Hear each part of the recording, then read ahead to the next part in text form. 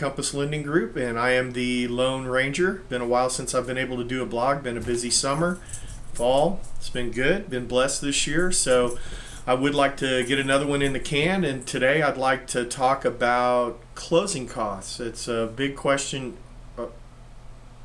Sorry, excuse me. Hello, this is Vince.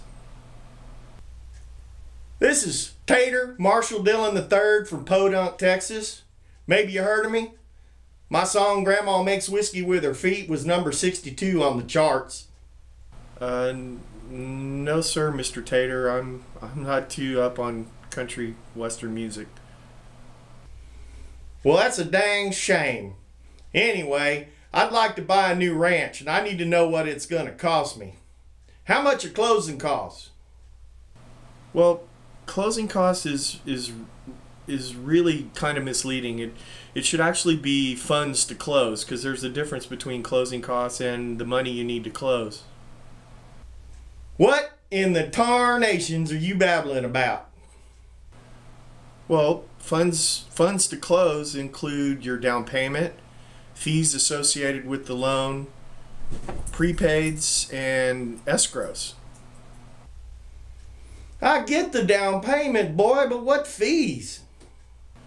Well, the fees include, the 4 steps to the loan process. You have origination, which is what I do. You have processing, you have underwriting, and you have the title company, and all of those fees are included in your closing costs along with your appraisal. What's all the horse hockey about prepaids and escrows?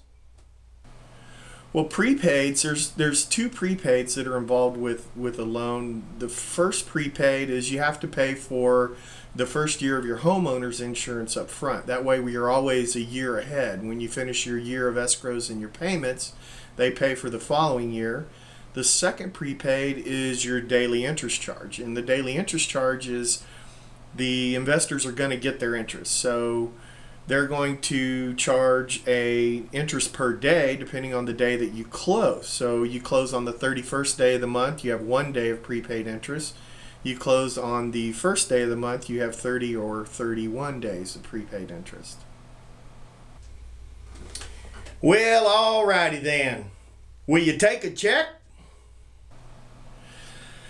No, unfortunately, we can't accept a check for your funds to close at closing. Title companies typically require that money to be in the form of a cashier's check or in a wire directly to the title company. Well, alright, well, I'm going to need to sell a couple of pigs and I'll get back to you.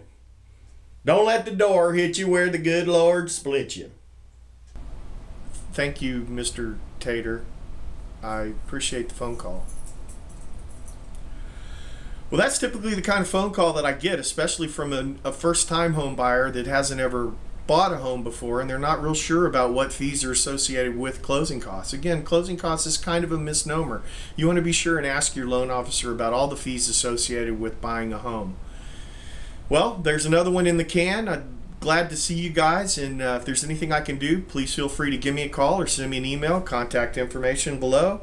And you guys have a great time. Happy 2013. I hope your year is blessed and prosperous, and we will see you the next time the Lone Ranger writes again.